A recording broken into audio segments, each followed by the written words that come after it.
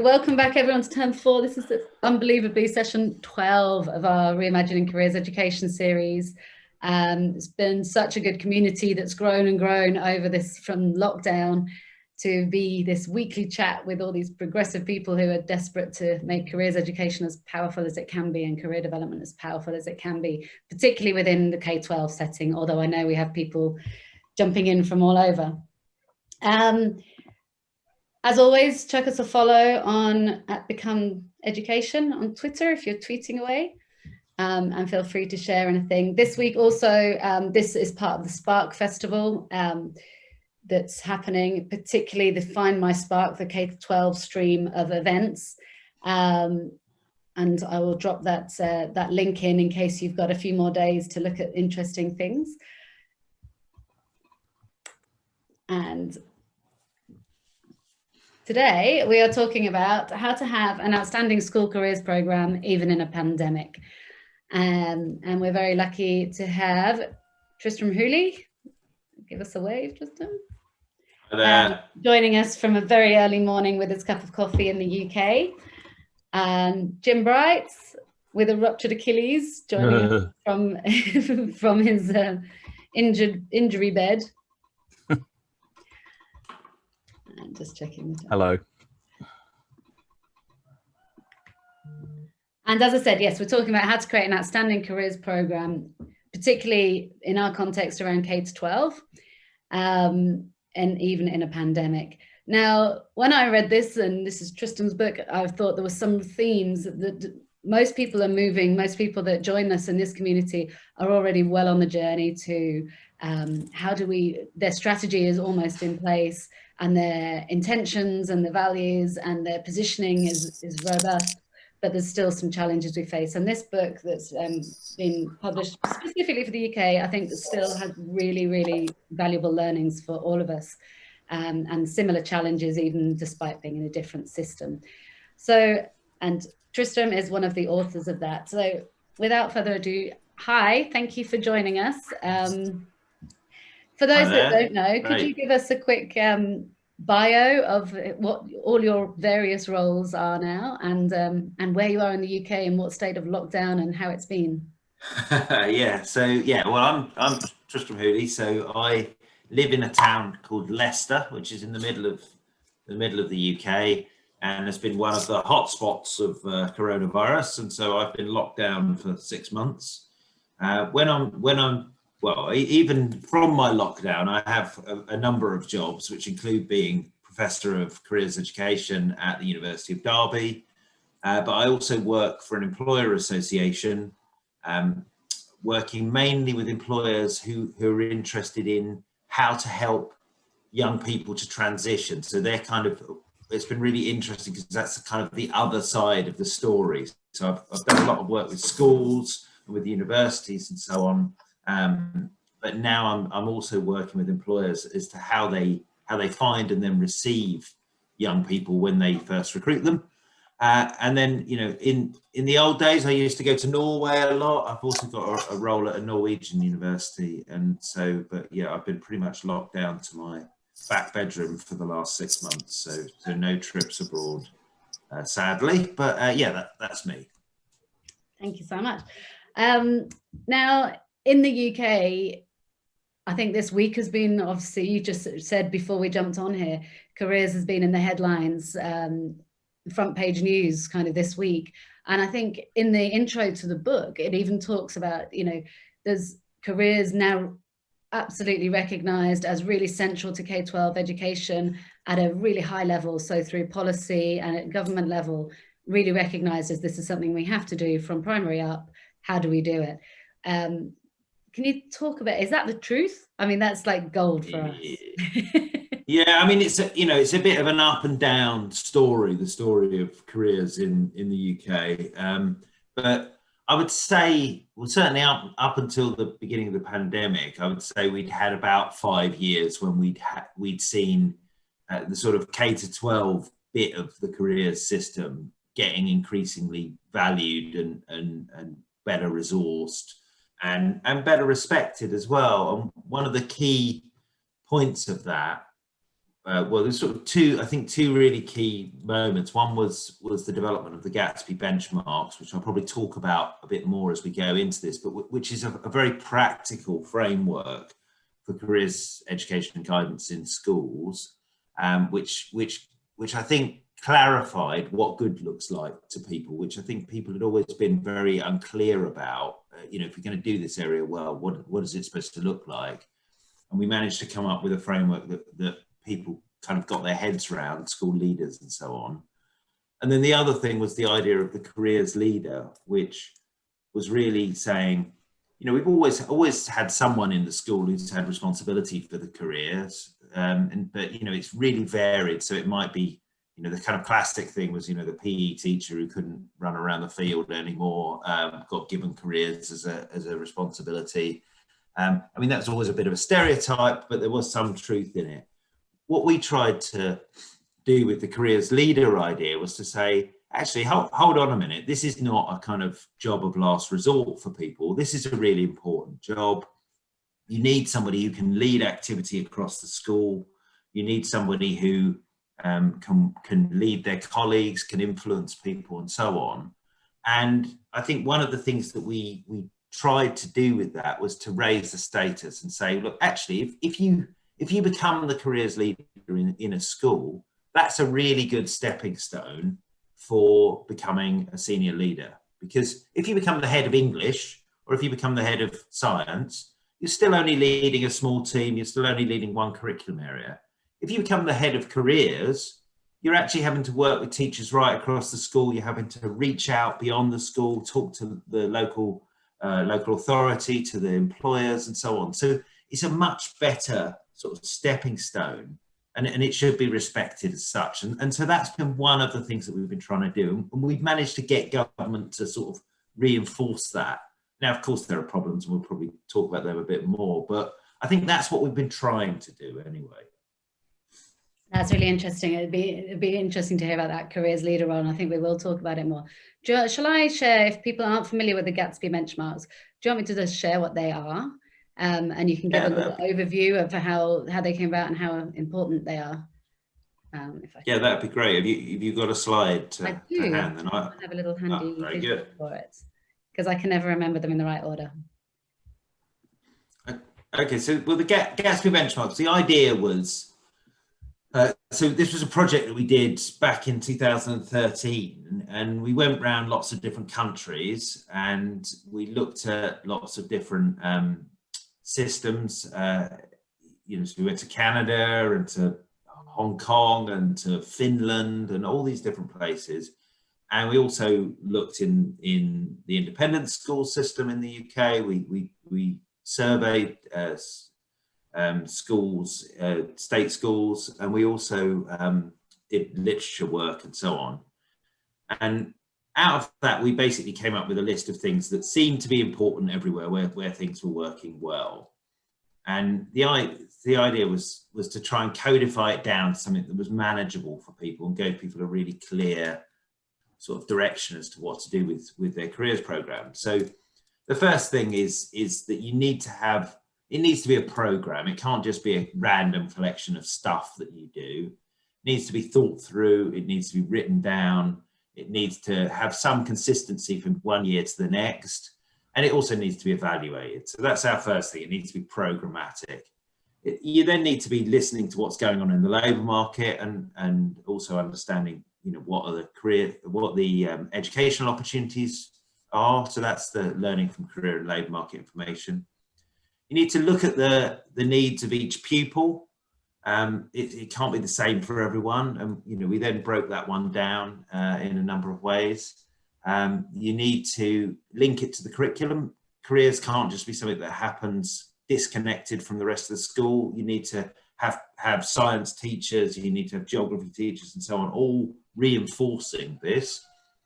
You need to make sure that pupils meet and hear directly from people in the workplace, so employers and employees, and actually that they then go out and have some experiences themselves, and that they do the same in further and higher education. So we make this distinction between further education, which is broadly the sort of vocational route, and higher education, which is academic route. And our argument is that, well, everybody should at least learn about both of those. You shouldn't be tracked from a really early age. You should learn of all the opportunities that are out there for you and decide the ones that you're interested in yourself. And finally, you need some career counselling, and we call that personal guidance, because we use this term career guidance to overarch the whole thing. So you need some one-to-one time with somebody to help you put all of this stuff together in a way that's personal to you. So that's the framework that we've used. And I mean, you know, Jim will say, and other people who've been in this area for a while will say, well, there's nothing really new in that. That's stuff we knew anyway. And absolutely it is. But I think that what was clever about this, and it was a guy called John Holman, who is sort of Sir John Holman, who's a very eminent figure in the UK education system. And he's an ex-head teacher, and one of his insights was, you know, head teachers don't want a long list. They don't want something highly theoretical. They want practical things, and then they want to know whether they've done them or not. And so we tried to reduce it all down to a series of very simple, we called them benchmarks, and that's what we've done. And it's been really effective. It's been something that schools have been able to understand and get their heads around and actually start to enact. And we've also been able to see how they're doing. And so people have been able to see where they're stronger and weaker. So that's the Gatsby Benchmarks, and that's been really important in England. It's now also being picked up in other countries. So in Wales, in Hong Kong, in Norway, and various other places have started to get interested in this framework as well. Sometimes with a bit of adaptation, but also using it. I think I completely agree. I think that it's beautifully simple. You know, we've got career strategy, a national career strategy, you know, state ones, but I think what's missing is that easy access point for give me it on a page, just do it, because all of us who would read all of those career strategy might get our heads around it, but being able to communicate it back to the people who are making the decisions in a school context is hard. They need to be able to, a checklist basically. So Can I just ask a question about that, Tristan? It's about the language, and it may be a very trivial and pedantic question, and it may not. I don't know.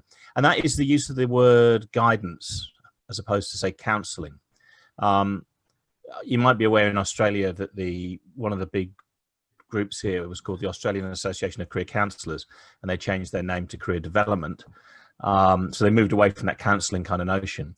And there has from time to time been debates in our field, as you're aware, about sort of, you know, these sorts of words. And some people actually react to guidance as being too kind of directive in a way.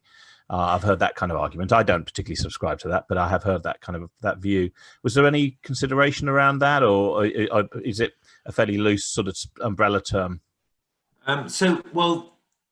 It means at least two things, and as with all terminology, it's sort of a bit ambiguous. But we chose the term career guidance, really drawing on the OECD, the Organisation for Economic Cooperation and Development, who had used that term to describe the wide range of careers interventions that you could do with people lifelong, sort of internationally.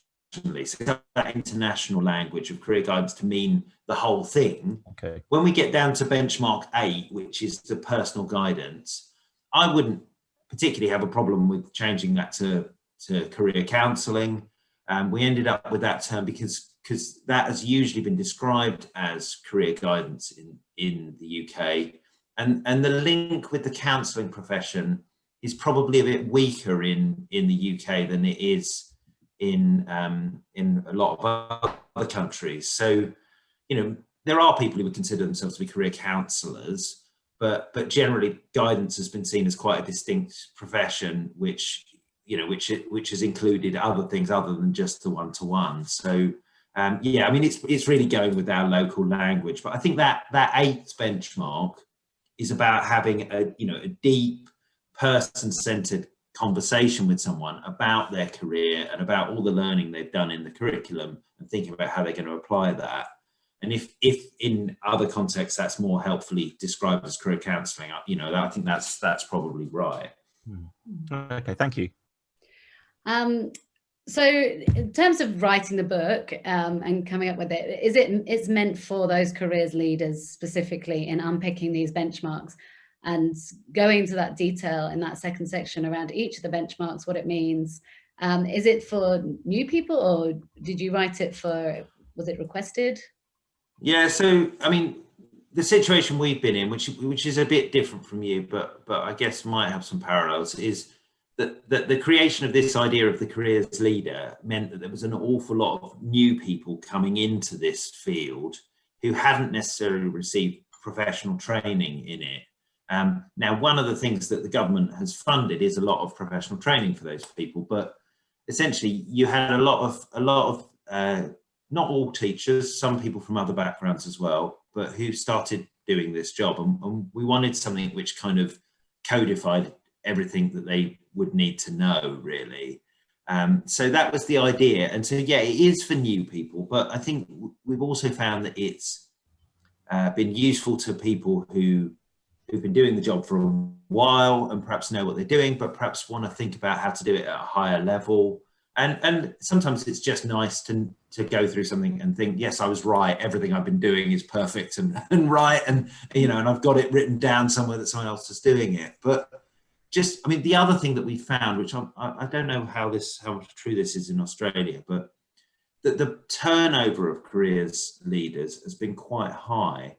So people come into the job and they do it for a couple of years, and then they move on and they get promoted often and move on to other roles, which is great. But what we found is that we don't have careers leaders who do this job for a lifetime.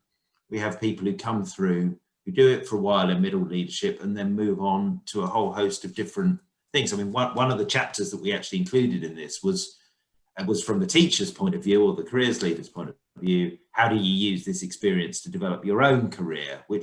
And I think that's, very appropriate. And one of the things we would always hope, and actually we saw when we went to Finland, particularly, and to some extent in Canada as well, is that a lot of people who've done the kind of equivalent roles often move on into senior leadership. And that's a real, benefit for you, because if you have somebody who really understands careers at the top of the school, then that's really, really helpful, I think. So yeah, I think it's aimed at people who are new to this, who want to get better, but it's, hopefully of use to a wider audience. Yeah, I think that's a really good point around, that role. If you're looking at that and actually achieving these, that means you have a really good understanding of all the different KLAs. You've actually communicated with the top, with everybody and the parents. You understand all those different stakeholders, because it's a tricky thing to navigate. So I just wanted to, based on the conversations we've had, and this group we've been, meeting over the last 6 months, I guess, and coming up, really trying to dig into some of those real challenges around moving to a whole school approach, and some of the challenges we've got around, best advice in a pandemic. How do you balance schools' positioning and the global policy with impartial advice? So I think there's a couple of things that I'd really love to dig into with you from some of those chapters, and we'll share the link so that people can go and read more about it. But specifically, to start with, the point around 2.3, so addressing the needs of all students, that third benchmark. And I know this is quite close to your heart around independence and impartiality. It's very clear in there that your advice and program shouldn't be pushing students to one. It shouldn't be demand led. It shouldn't be labour market or policy led or school positioning led. How easy do you think that is to do? What do you think the important parts of it are? There's a few things in that benchmark, but I suppose the problem that we have, which is a problem in lots and lots of countries. I've certainly heard people talk about it in Australia before. The problem we have, I think, is sort of, from a school point of view, is twofold. The first thing is that schools want to hang on to students into sixth form. We have a point at 16 when students can choose to leave school and go either into vocational colleges or potentially go to other schools or take an apprenticeship or whatever. And schools have a financial interest in hanging on to them for as long as possible, because, if you lose a third of your students, then you don't get the funding for them, and when they're older, where there's a bit more funding and so on. So schools have got a sort of vested interest in hanging on to students and not encouraging them to consider all the options that are available. So that's one problem. The other problem is that most teachers have been through the academic route. They've been to university, they had a great time at university in the 90s or whatever, and they want to tell all their students that this is the most wonderful thing to do, and so on. And of course, there are now lots of other opportunities. University at the moment is not so great anyway, but because we've got everybody is locked down and so on. But there are lots. We've got lots of vocational routes. We've got lots of other opportunities for people. So one of the things is that we want to try and make sure that that schools are really engaging young people in all of the options that are available to them, and not just ones they're familiar with, and not just ones that are in their own interest. And that is really tricky. And the way that we solved that in the past was to say, well, actually, career guidance should be delivered by someone who's not employed by the school, who comes in from outside. Now, and there was merits to that system, but the downside to that was that person then didn't know the school, they didn't know the young people. So really, the route that we've taken now is to make sure it's professionalized, to make sure that the people who are giving advice and guidance are professionals who and that there is we've also supported that with a law which says that actually schools have to give opportunities to other so vocational colleges, universities and so on to come in and talk to the students, but also they have to give people access to advice and guidance that's designed to be impartial. So that's the problem. And I think the other things that we wrapped into that benchmark was some stuff around stereotyping, and that's particularly the assumption, and schools unfortunately find it very easy to make this, but the assumption that certain people are destined for certain kinds of jobs. So you have a university strand and you have a vocational strand, and we say, well, you've got to be really careful about that. Not to say that you can't follow people's interests, but you've got to be really careful, particularly to check that you're not saying, well, all the poor kids go in the vocational strand and all the rich kids go in the university strand, or there are certain things that girls are interested in and others that boys are interested in. So one of the things we say is that as well as impartiality, you also have to be really careful about avoiding stereotyping and challenging people's assumptions about themselves. And the final thing that's really wrapped into that benchmark, which I think is really important, is good record keeping. So actually, you need to know who has had what advice they've been given, and what opportunities they've been given. Because only when you do that, only when you know what people have actually experienced and what they've been told and what they've heard, have you got any chance of working out whether you've been impartial and who's missed out, and who maybe you've given work experience opportunities or university visits only to a small chunk of them. So we've sort of got this assumption that most of these things should be pretty universal. Everyone should have at least some opportunities to learn about everything. They should then get some impartial advice on it. And at the end of it, the school should actually know what everybody's received. So that's the kind of way we've tried to pull together what in a way can be quite an abstract idea, this idea of sort of supporting individual choice and supporting people, impartiality and so on. We've tried to wrap it up with those different ideas. Yeah, and I think I'd love to hear from people on the call, because I think, there's one thing to combat at a big, we've got the same thing here with a big policy come out around addressing that balance of perception and exposure, and balancing those opportunities and the pathways around vocational and university education. At a federal government level, they've come out to, yes, that is absolutely what we need to do. So people can, and most schools are trying to balance that with parent perception and with the exposure they give. I think, and I'd love to hear from everyone on this, I think at an individual school level, where that professionalism, like, yes, I'm a complete professional, I'm bound by this policy and this duty and my professional code of conduct to give impartial advice. At an individual school level, that might be trickier, because the school pressure, they're going to employ people to actually, I'm going to employ someone who fills our students with, you know, academic, achieve that high ATAR, like the high A-level results, achieve those top bands, go to the best unis. That's how we're going, and that, it's more in the independent school, what we'd call in the UK the public school system. But I think that would be where the real pressure hits around, because people aren't used to it being a profession that is above influence. I'd love. Yeah, I mean, I'd be interested to hear from other people, but I mean, that is absolutely the problem. And I think the more you create these marketized school systems where schools are competing against each other, I mean, one of the things that we're trying to do as careers, one of the reasons why the careers profession is so important, is that we're trying to kind of pay attention to the system as a whole, rather than the individual interests of, short-term, immediate interests of the school. We're trying to say, well, how do we get the whole education and employment system to work effectively? And so we're a lever for that.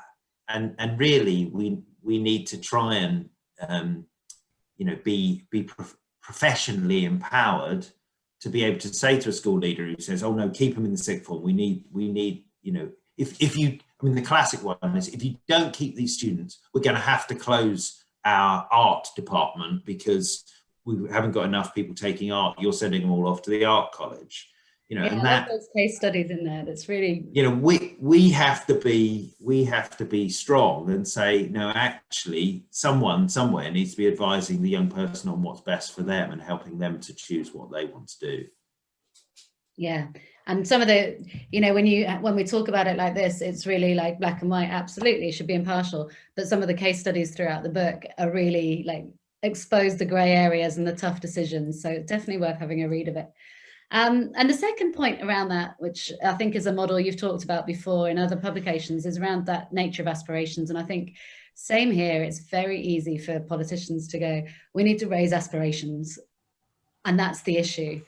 And even, when we looked at the OECD, the PISA data that came out around, yes, the concentration of aspirations is one thing, but actually it's not just low aspirations, it's that misalignment. And I love if you talk through your model of all the different parts that go into aspiration, rather than it just being about raising it as the issue.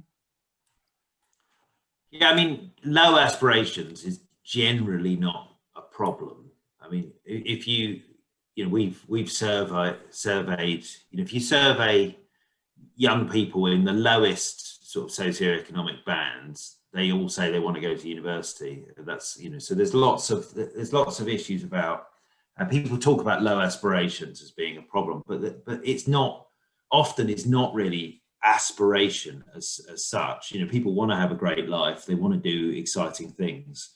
The problem is that they don't know how to achieve that. They don't know that they can't find their route to an opportunity.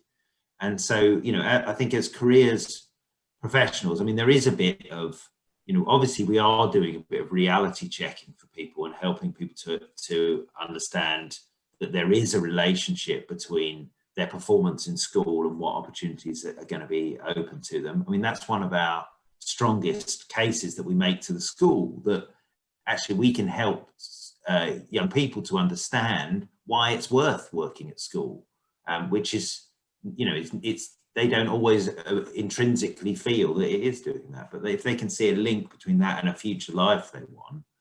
But then there's also this thing about providing people with an opportunity and providing people with helping to demystify the routes by which you move from one place to another. And that I think is very, it's very practical stuff.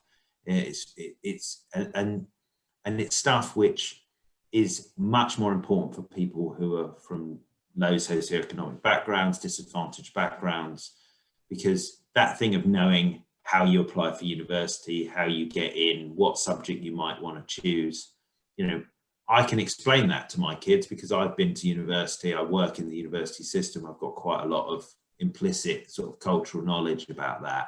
Not everyone has that. And that's one of the things that careers professionals really bring to the party, is that we help people who don't know how to navigate the system. And that's not to say that there's no point at which we need to worry about helping people to think about possibilities, but we generally, the problems that people have are not that they don't want to do anything with their life. Generally, the problems are they just don't know how to do that. Yeah, there's no point raising aspirations and then just letting them cross their fingers and hope it's going to work. And we've got some awesome data as well that links that, you know, if we can create a positive future and help them create those connections between what they're learning at school and the future, we can make massive shifts. Such an easy win just by going, what the goals and behaviors every decision you take every day about what you focus on, how hard you work, has a link to the future, which sounds so simple and so obvious, but it isn't. When you're talking to like year 6, year 7 kids, we see a massive shift. There's like a chasm of where is this relevant? Well, how is school relevant to my future? So I agree in terms of selling this into schools and why we need to find the space for it and how powerful it is. Absolutely, you're going to have more inspired students, more engaged students.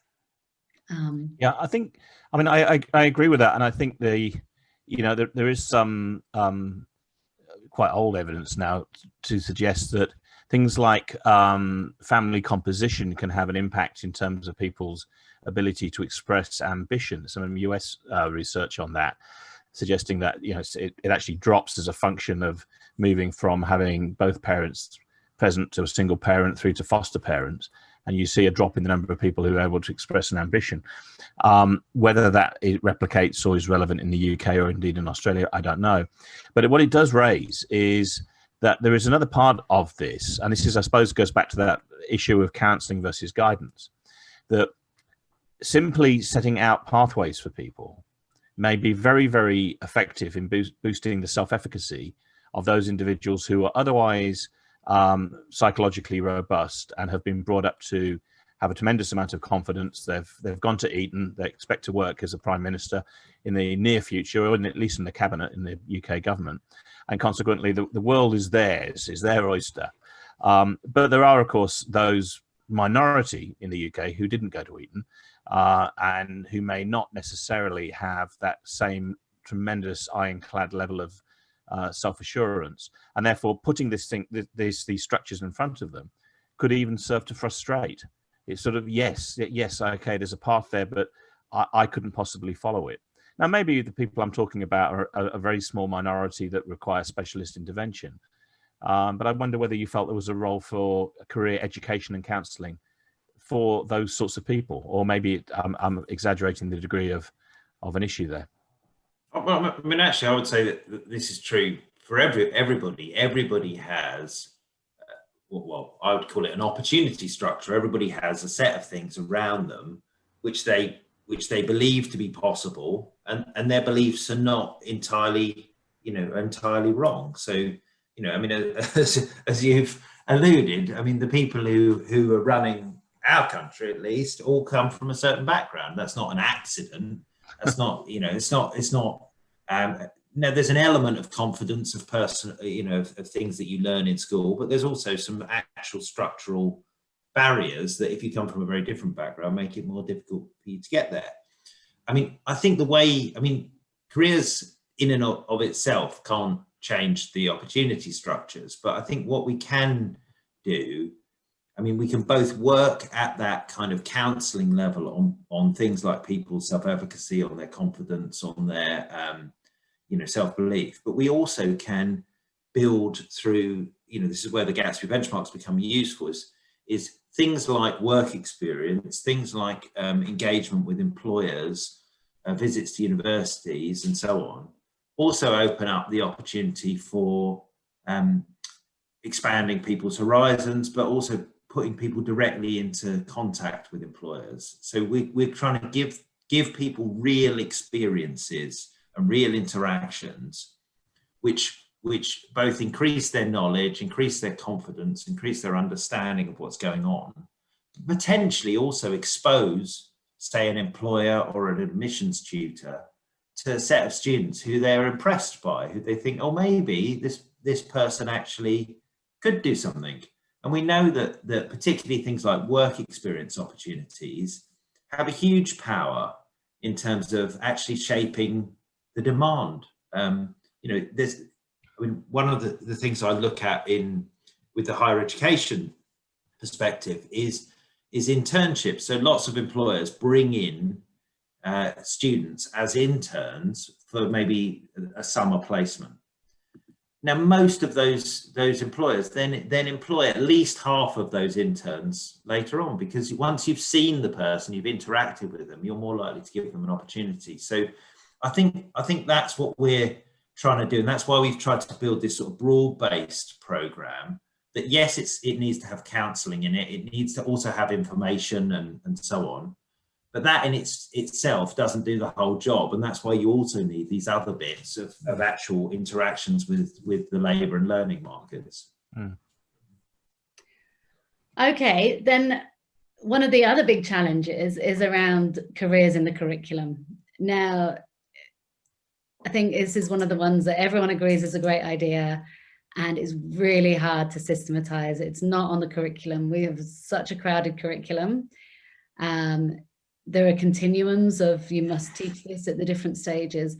And even for us, we're trying to provide explicit careers education programs that all match the curriculum, but every school integrates it completely differently because of their own program.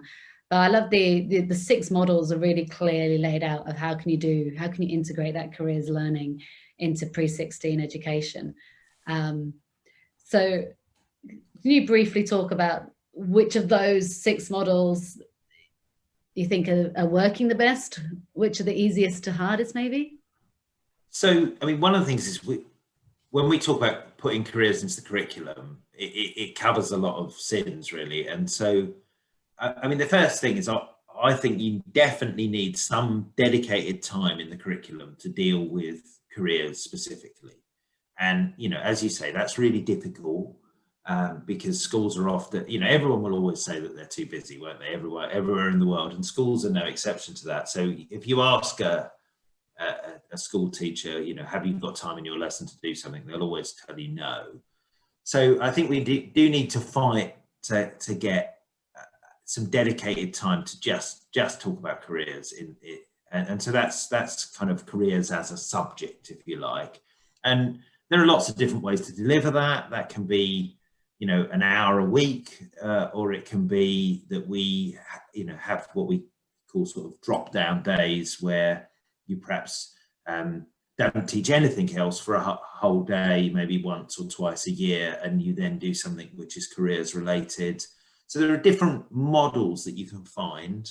I mean, we've also seen people doing interesting things like careers clubs and extracurricular stuff, which I think is important, but ideally we're trying to find something that everybody accesses. But the other thing that Gatsby is really strong on is saying, well, people are already learning lots of things that are career relevant in the rest of the curriculum, and can't we leverage that? So it puts the careers leader in a very difficult role, which is to try and encourage every other teacher in the school to engage with careers and to put some content in.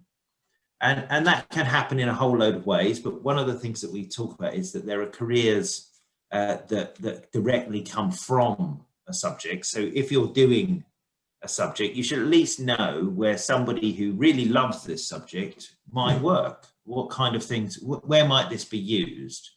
So, you know, if you're brilliant at chemistry, well, what does somebody who uses chemistry in their job every day look like? What sort of jobs are there? And to me, it's a kind of great loss if you don't explain that to people, because there's a thing about the relevance of the subject to the you know, the real world and so on. But the other thing is to recognize the skills that you're learning in subjects which might not be directly related or might not be to a career, but are also useful. So we're trying to get teachers to engage with that. There's lots of different ways they can do that. They can use real world case studies in their teaching. They can bring employers in. It doesn't have to be additional to. So, I mean, one of the examples that I've seen that I always talk about is I saw a really good program of learning, which was based around the studying of a novel in the English literature context, where they actually they basically traced the journey of this novel. You know, who wrote it, what happened once it was written, who edited it, how did it then get, how did it get reviewed? How did it get moved into shops and sold and marketed and so on? And it was core curriculum. You were thinking absolutely about novels. How do they get discussed? How do they get produced? What's the writer's intention? All the things that you would talk about. But in doing that, you also picked out all of the different people who were involved, from a publisher through to someone who's working in the Amazon warehouse who gets that there.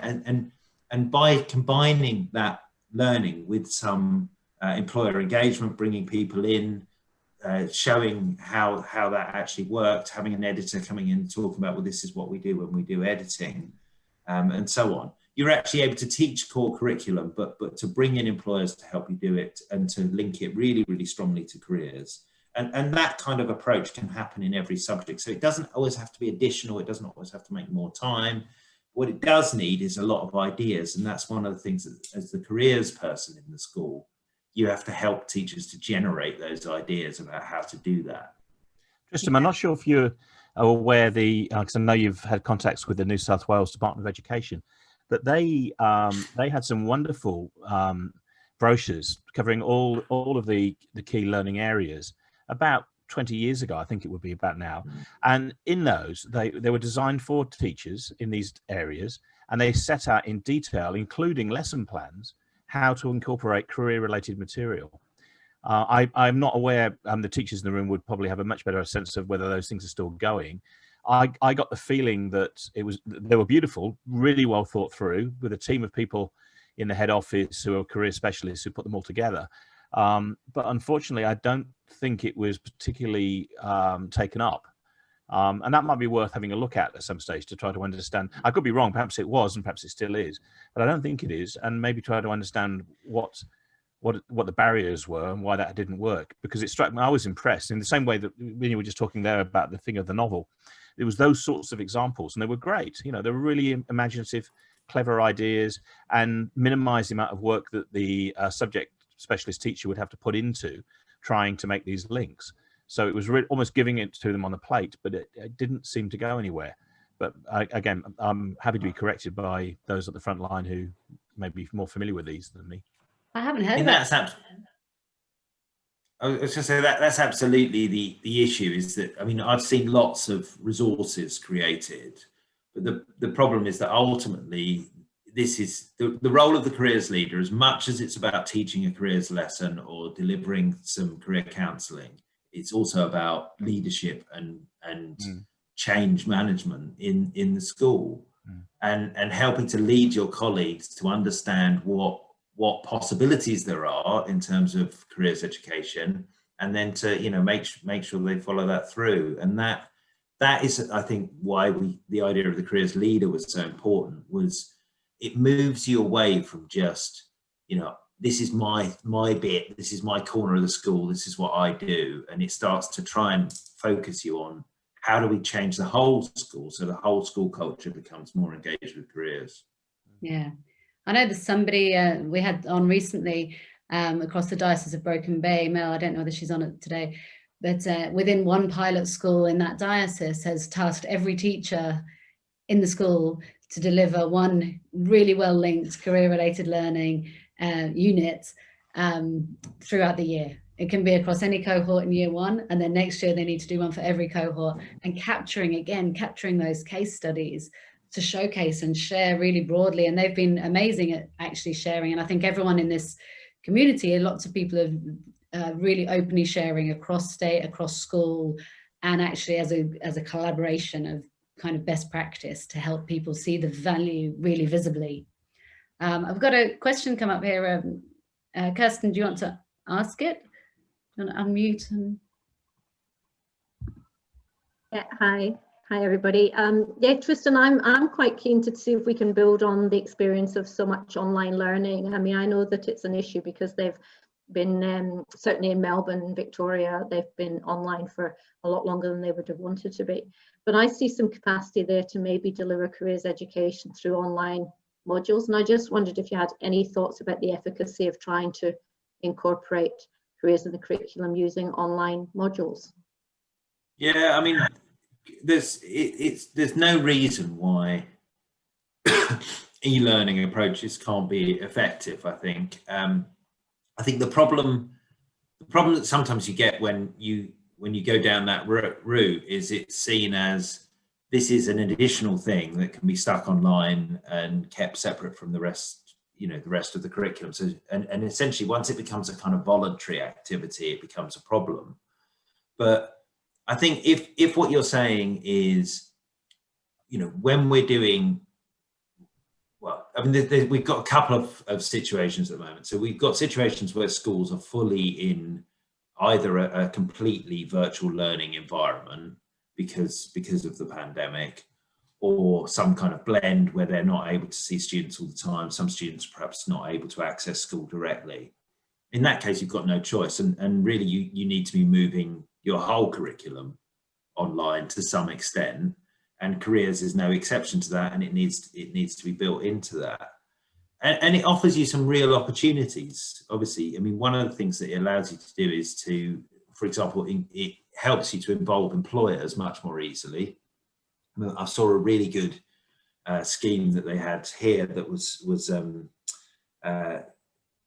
they would get employers to log on for an hour and then allow school children to also log on the same hour and ask a range of different working people and employers questions about their work. And so that kind of thing that was is always very difficult to organise, of having employer engagement, and tends to fall back into where you get an employer and they stand at the front of the hall and talk, and the students just listen and often don't listen.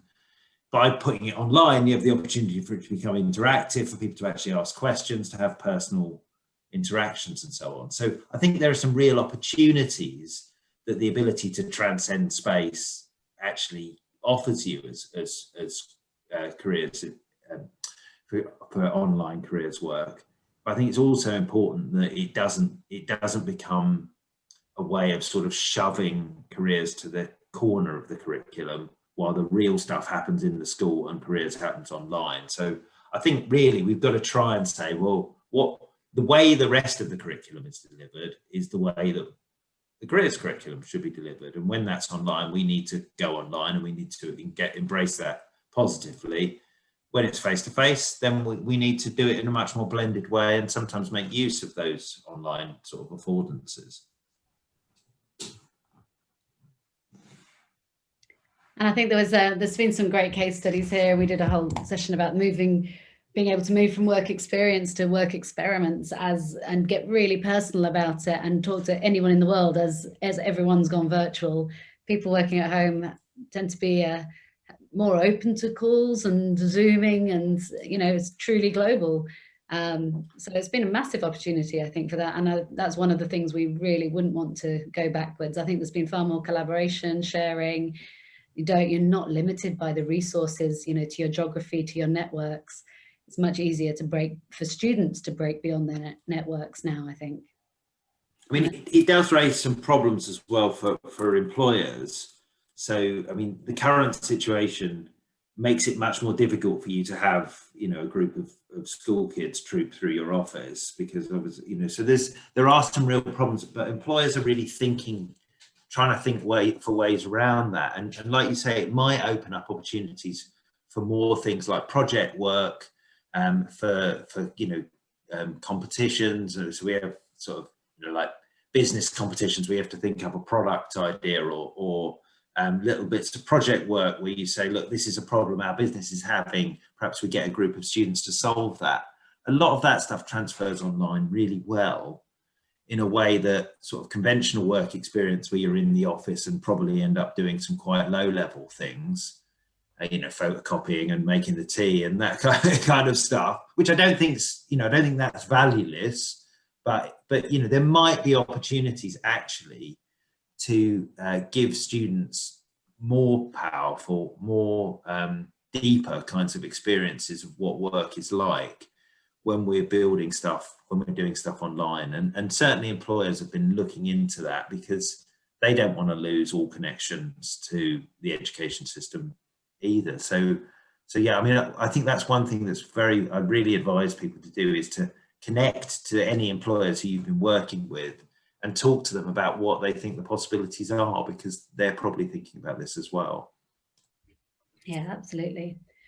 And we've touched about a bit on this already around leading the work. And I think globally, this is the challenge in terms of raising the profile and importance of this work. And it feels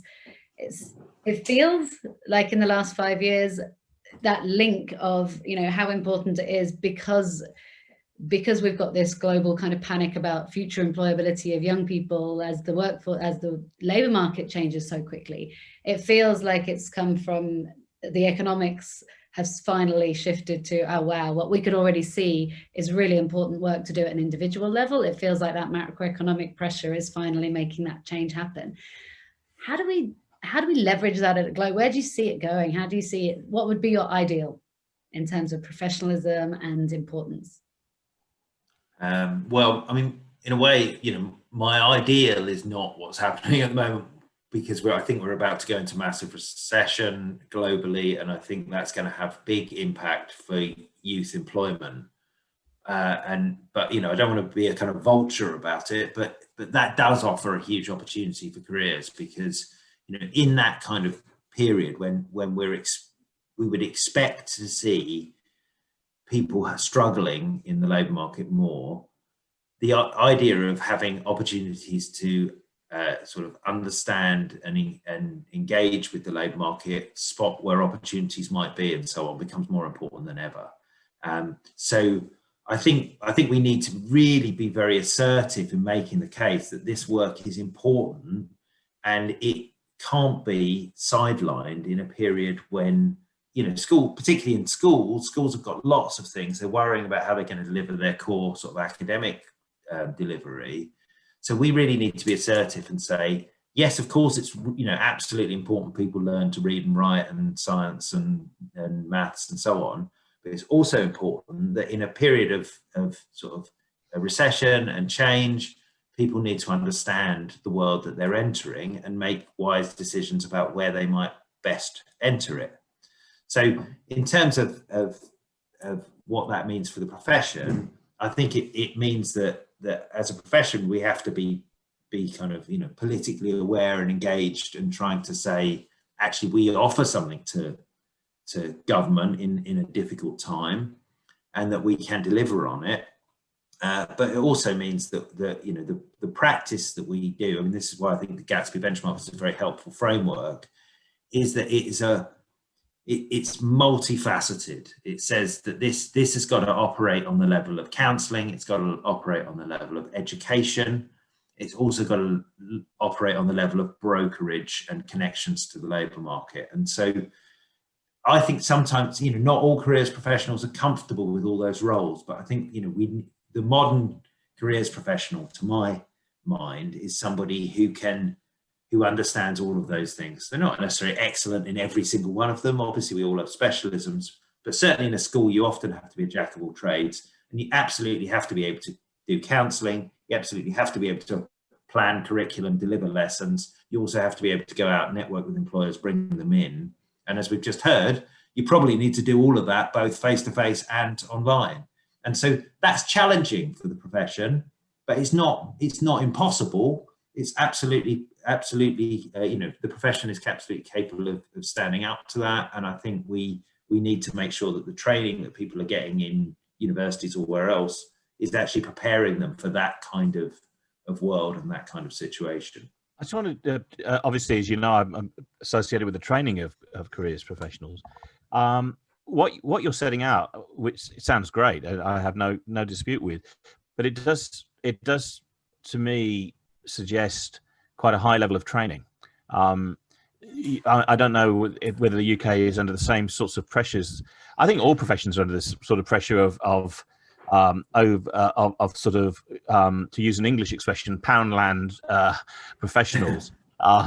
In other words, discount shop professionals, that we give people quick and dirty courses and give them a low level certification, and then say that they are deemed to be capable of delivering. And I think the sorts of things that you've set out are quite high level skills, and therefore would require high level training. Yeah, no, absolutely. I mean, So we had an inquiry into this in the UK a few years ago, and we compromised that it should be at least degree level training for careers professionals. Now that's not got a great legal status, and in fact the picture is very variable, but we've always tried to hang on to it should be at least degree level, if not master's level. So, and in a lot of, so I've been doing a lot of work in Norway, and we've really been trying to push the idea that it should be at least master's level training there. And I don't think that's unreasonable. I think the idea that to be somebody who leads careers in a school or in a community setting, or wherever, or within an employer, that you should have a degree plus a post-degree qualification. I don't think that's not kind of radical or impossible to imagine. It's very plausible, and many careers professionals who we know have those kinds of qualifications. But yeah, I would absolutely agree. Doesn't mean there aren't some roles within careers that can be done at a lower level of qualification, but certainly the people who are taking on the leadership roles, people who are the careers person for a school, you shouldn't have somebody doing that who has no training. And of course, out there, many of us often get jobs that we don't have training for. So it's not, I think it may well be that there are people listening to this who don't have that qualification. Well, I think you have to help them develop that qualification and to also recognize the experience that they've developed in practice as well. I think that that goes to the question of what are the qualifications for, and partly what they're there for is to provide assurance to the community of a minimum level of standard. And of course, in any field, you can have incredibly talented cognitive behavioral therapists who've got no training at all. They're just naturally good at it. It's go and see your auntie and have a chat with her sort of thing, and they just happen to be very good and use very similar techniques that they've just picked up intuitively. But that doesn't provide you with that level of kind of quality assurance or the ethical sort of constraints and the professional constraints. So yeah. Absolutely. It's not just, I think that's a really important point. It's not just qualification. It's also this idea of a community of professional practice and the profession regulating itself. So that if somebody does it badly, that they can potentially be struck off and so on. We have a register of careers professionals in the UK. Not many people in reality are struck off of it, but hopefully that's because there isn't loads and loads of bad practice. But yeah, no, absolutely, it's not just qualifications; it's also a quality in general. Actually, I think that raises a really important point, because if you look at other professions who are in the helping sphere, and obviously I'm a psychologist, for instance, but you could be a physiotherapist, a podiatrist, what have you. They have disciplinary boards, and people do regularly get struck off, not because these professions are full of lousy people, but just inevitably that you will find that people's performance or decision making isn't optimal, and people do the wrong thing. And I do think that's a real concern if we are going to call ourselves professionals. The status of our codes of ethics and disciplinary committees. I'd love to see a research project to see what's going on with those disciplinary committees, how many matters do they hear in, say, in the US and in Britain and in Australia, and how many people are actually struck off or excluded from membership. My guess would be the number would be very close to zero. Yes, probably. In case people are running off, I've just left a link where you can purchase that book. I would definitely recommend it. There's some golden nuggets in there, whether you've super experienced and your careers program is fully up and running and you have full exec support, there's still really, really good value in there. And obviously the next session 13 is about, are all career development interventions well-being interventions? And I think that's really pertinent at the moment as obviously there's a lot of anxiety in schools and among young people, and this an increasing recognition that a lot of the work we do is actually building that self-efficacy, building that hope. And when we have a space in the curriculum with two things competing, perhaps we can find the overlaps and help deliver them together. So that should be a really good session as well. Before we go casual and after party, thank you so much for joining us, Tristram. It's been for getting up early and making a coffee.